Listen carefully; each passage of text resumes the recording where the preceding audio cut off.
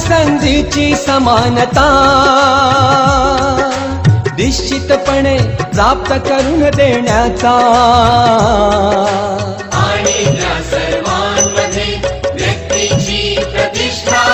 वराची एकता आणि एकात्मता यांचे आश्वासन देणारी बंधुता प्रवर्धित करण्याचा संकल्पपूर्वक निर्धार करून